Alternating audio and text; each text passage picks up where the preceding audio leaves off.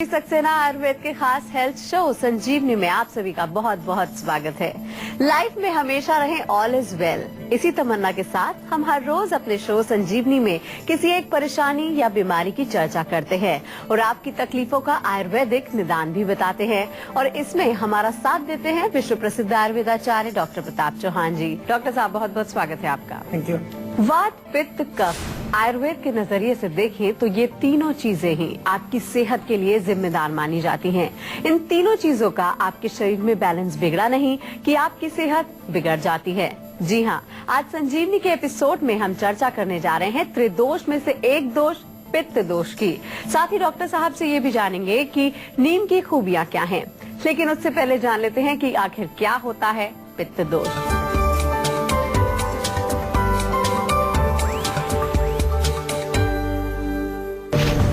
पेट में जलन, जोड़ों में सूजन, बालों का सफेद होना, पिंपल की परेशानी, वजह पित्त दोष तो नहीं। तो चलिए सबसे पहले डॉक्टर साहब से जान लेते हैं कि आखिर शरीर में वात, पित्त, कफ का बैलेंस होना क्यों जरूरी होता है। डॉक्टर साहब देखिए, हमारे शरीर में ये तीन शक्तियां हैं जो तीनों ही अलग अलग प्रकार के कार्य करती हैं। अगर ये सही रूप से काम करें, यानी कि जिनको हम कहते हैं बैलेंस में रहें, तो आदमी स्वस्थ रहता है। और जैसे ही ये जो है इम्बैलेंस्ड होती है, विषमता को प्राप्त होती है, तो हमारे शरीर में रोग पैदा होते हैं। इसलिए आयुर्वेद की दृष्टि से किसी भी रोग के बारे में हम जब चर्चा करते हैं तो ये बहुत आवश्यक है। आप लोगों को भी थोड़ा इस पर जो है समझना चाहिए, थोड़ा सा इसका ज्ञान प्राप्त करना चाहिए कि किस दोष का जो है प्रकोप हुआ है, कौन सा दोष बढ़ा है। ये अगर हमें एक पता चल जाए, जो हम बार बार आपको एक चीज कहते हैं कि भाई रोग के मूल कारण को समझिए, तो वो मूल कारण जो है वात, पित्त और कफ में ही हमें मिलेगा।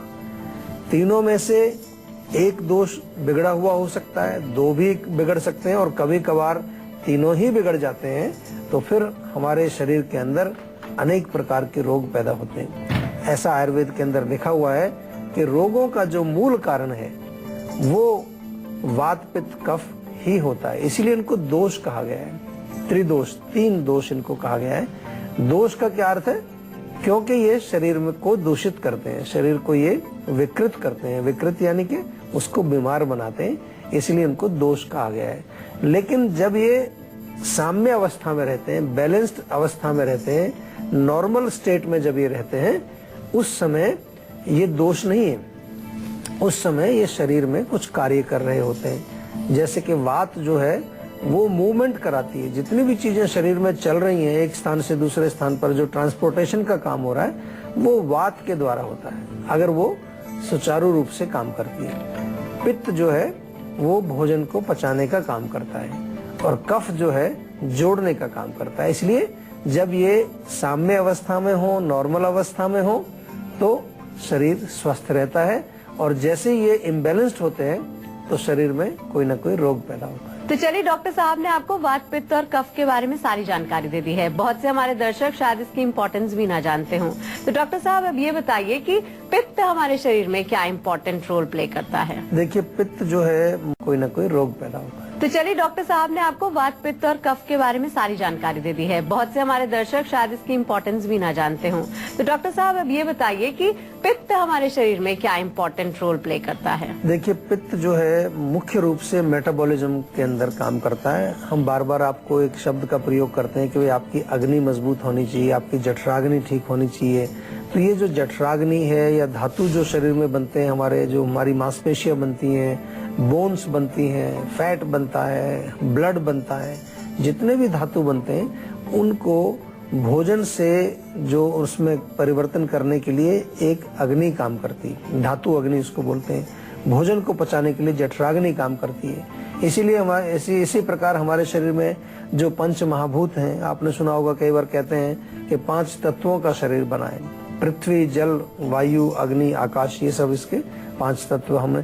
तो इन 5 तत्वों को भी हम बाहर से लेकर के शरीर को पोषित करते हैं, वो भी अग्नि का काम है। तो ये सारा जो है ये पित्त के अंतर्गत ही समाविष्ट होता है, पित्त के अंतर्गत ही इसको गिना जाता है। तो मैं सिंपल भाषा में कहूँ कि ट्रांसफॉर्मेशन का काम जो है पित्त करता है। इसलिए मैं कई बार कहता हूँ कि जैसे वात है वात वो माता के समान है, जैसे घर में माता होती है ना, मदर, वो सब चीज को चलाती है। तो मैं कहता हूँ वात हमारी मात और पित्त हमारे पिता। पिता कैसे? क्योंकि पिताजी पैसा कमा के लाते हैं, उससे आप कपड़े खरीदते हैं, भोजन खरीदते हैं, सब चीजें। तो वो ट्रांसफॉर्म एक चीज से दूसरी चीज में कन्वर्जन जो होता है वो पिताजी का काम। और मैं ये भी कहता हूँ कि कफ हमारे दादू हैं, वो ग्रैंडफादर की तरह हैं, क्योंकि वो सबको जोड़ के रखते हैं। तो आपको सिंपल तरीके से समझा दिया है। परिवार के सदस्य हैं, ये हमारे इस परिवार के सदस्य हैं, इनको जानना बहुत जरूरी है, इनको समझना बहुत जरूरी है। इनसे रोज जो है हमें बातचीत करनी चाहिए। जैसे माता पिता को हम प्रणाम करते हैं, ऐसे सुबह शाम इनको भी प्रणाम करना चाहिए, यानी कि चेक कर लेना चाहिए कि वात हमारी कैसी चल रही है, पित्त कहाँ पर है, खराब है। थोड़े थोड़े लक्षण हमें शुरू में दिखाई देते हैं, रोग पैदा नहीं होता तब तक, लेकिन जैसे ही इनमें कुछ विकृति आएगी, कुछ इम्बैलेंस आएगा, तो कुछ लक्षण हमारे शरीर में पैदा होंगे। अगर उन शुरुआती लक्षणों को हम जान लेते हैं तो रोग हमें पैदा होगा ही नहीं। ये बहुत इंपॉर्टेंट चीज है, बहुत ही एक अच्छा विषय है आयुर्वेद का। इसके बारे में आपको अवश्य जो है और ज्ञान प्राप्त करना चाहिए, और ये भी जानना चाहिए कि किस चीज से वात बढ़ता है, किस चीज से पित्त बढ़ता है। हम बार बार बताते भी रहते हैं अपने शो के अंदर, लेकिन इस पर थोड़ा सा अध्ययन आपको जरूर करना चाहिए। तो चलिए, डॉक्टर साहब ने ये तो बता दिया कि पित्त हमारे शरीर में क्या इम्पोर्टेंट रोल प्ले करता है। तो डॉक्टर साहब, पित्त दोष कब बन जाता है और आयुर्वेद में इसकी क्या राय है? देखिए, दोष तभी बनेगा जब वो विकृत होगा, यानी कि इम्बैलेंस्ड होगा। जब तक वो नियमित मात्रा में है, साम्य अवस्था में है, बैलेंस्ड क्वांटिटी में बॉडी के अंदर है, तो वो दोष नहीं है, वो अपना काम कर रहा है, पाचन का काम कर रहा है। लेकिन जब वो वृद्धि हो जाएगी उसकी, या कमी हो जाएगी या वृद्धि हो जाएगी, दोनों में से कोई भी चीज होगी, तो वो इम्बैलेंस्ड कंडीशन, उसको हम विषमता बोलते हैं, तो तब वो रोग का कारण बनता है। इसलिए तब उसको दोष कहा जाता है। मुख्य रूप से वृद्धि जो है वो ज्यादा खतरनाक है, क्योंकि जब वो वृद्धि को प्राप्त होता है, जब पित्त बढ़ जाएगा शरीर में, हम बार बार आप कहते हैं कि आपको पित्त बढ़ा हुआ है, कोई कहता जी मुझे जलन हो रही है पेट में, कोई कहता जी मुझे जो है यूरिन में जलन हो रही है, कोई कह रहा है कि मुझे एक्ने पिंपल्स निकल रहे हैं, बाल गिर रहे हैं, तो मैं उनको क्या कहता हूँ कि आपका पित्त बढ़ गया है। जब पित्त बढ़ जाता है, यानी कि पित्त का अर्थ है अग्नि तत्व भी इसको हम कहते हैं, फायर भी कहते हैं, गर्मी भी कहते हैं। तो जब पित्त बढ़ जाता है तो वो दोष कहलाता है, क्योंकि वो जहां पर भी जाएगा वहां पर कुछ ना कुछ दूषित करके, उस स्थान को दूषित करके, उस अंग को दूषित करके रोग पैदा करेगा। तो चलिए, डॉक्टर साहब ने ये तो बता दिया कि पित्त दोष कब बन जाता है। तो डॉक्टर साहब, जब ये पित्त दोष हो जाता है तो किस तरह की बीमारियां हो जाती हैं हमें? देखिए, मुख्य रूप से जो पित्त से होने वाली बीमारियां हैं, उनमें आप जानते हैं, कुछ तो आप भी जानते होंगे।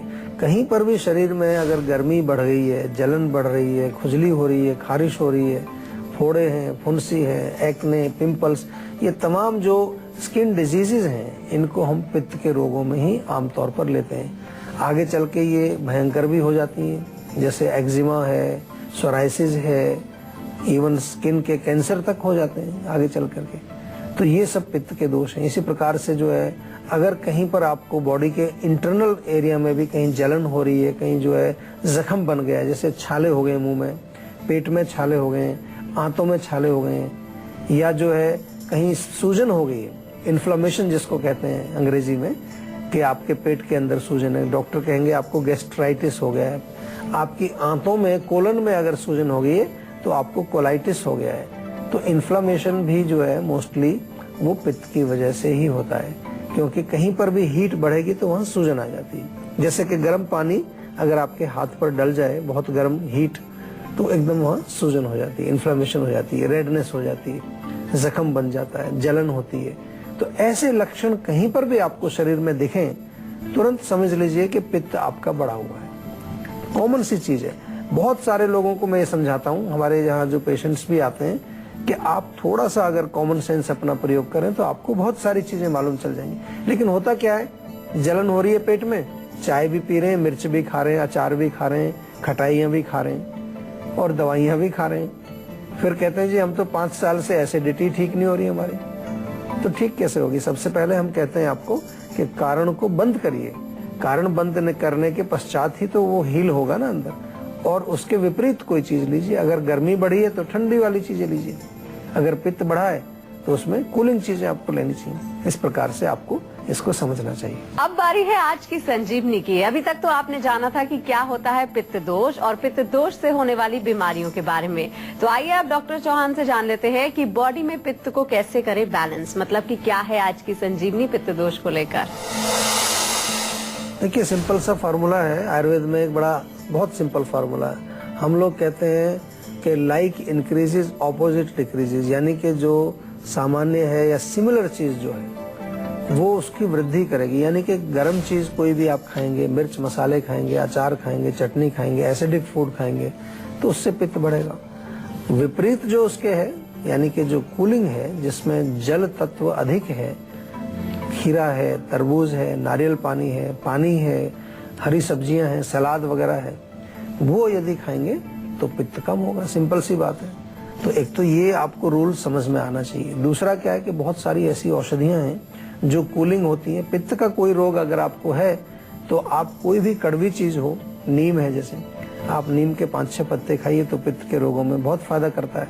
आप सुबह एलोए वेरा जो होता है, घृत कुमारी, उसके जो है कम से कम 3 बड़े चम्मच उसका जूस पिए। जीवा में भी आपको एलोए वेरा जूस मिल जाता है, वो मंगा सकते हैं। उससे आपको आराम मिलेगा, क्योंकि वो भी थोड़ा सा बिटर टेस्ट होता है। आंवला बहुत अच्छा है, ताजा आंवला मिले 2 आंवला रोज खाइए। आंवले का चूर्ण आप खा सकते हैं, वो बहुत फायदा करता है। आंवला जूस हमारे यहाँ मिलता है, वो आप मंगा करके रोज पी सकते हैं, उससे आपको बहुत लाभ मिलेगा। तो ये क्या हुआ कि जो कूलिंग चीजें हैं वो आपको लेनी है। भोजन में जैसे मैंने कहा, नारियल पानी अगर आप पियेंगे उससे पित्त शांत होगा। इसके अतिरिक्त आपको फिर ये भी देखना है कि स्पेसिफिकली जो पित्त है वो कहाँ पर है, कौन से स्थान पर है, कौन से धातु में है, उसके अनुसार भी अलग अलग प्रकार की औषधियां आयुर्वेद में दी जाती हैं। ये जो मैंने चीजें आपको बताई, नीम, एलोए वेरा, आंवला वगैरह, ये तो एक सामान्य लेवल पर कोई भी इनको ले सकता है। लेकिन अगर पित्त का कोई रोग आपको हो रहा है और काफी पुराना हो गया है, तो फिर उसमें आयुर्वेदिक दवाइयां बहुत अच्छा काम करती हैं। और काफी दवाइयां हैं जो आप आयुर्वेदिक चिकित्सक से परामर्श करने के पश्चात ले सकते हैं। क्योंकि जैसे यूरिनरी ट्रैक्ट इन्फेक्शन है, किसी को जलन होती है पेशाब में और कहते हैं जी 5 साल से बार बार मेरे को जो है इन्फेक्शन हो रहा है, सब दवाइयां खा लिया, इतने सारे कोर्स भी ले लिए, एंटीबायोटिक के कोर्स भी ले लिए, फिर भी जो है इन्फेक्शन हो जाता है। क्योंकि पित्त अभी तक नहीं आपने बैलेंस किया, पित्त अभी भी मौजूद है वहां पर। तो ऐसे में हमें क्या करना है, हमें उस पित्त को बैलेंस करने के लिए आयुर्वेदिक औषधियां लेनी है। और आयुर्वेदिक औषधियां लेने के लिए आपको क्या करना पड़ेगा, किसी भी आयुर्वेदिक चिकित्सक से आप परामर्श करिए। बिना परामर्श के अपने मर्जी से कोई दवाई मत लीजिए। इसीलिए हमने आपके लिए ये सुविधा शुरू की है, ये प्रोग्राम शुरू किया है। और इस प्रोग्राम के माध्यम से आप हमारे यहाँ फोन करके अपना नंबर रजिस्टर करा के जीवा के डॉक्टर से निःशुल्क परामर्श आप प्राप्त कर सकते हैं। फोन के माध्यम से आपको वो सब चीजें बताते हैं और जरूरत पड़ती है तो आपको औषधि भी आपके घर भिजवा देते हैं। तो चलिए अब डॉक्टर चौहान से ये जान लेते हैं कि पित्त दोष ना हो उसके लिए हमें क्या करना चाहिए, साथ ही पित्त का शरीर में बैलेंस बना रहे।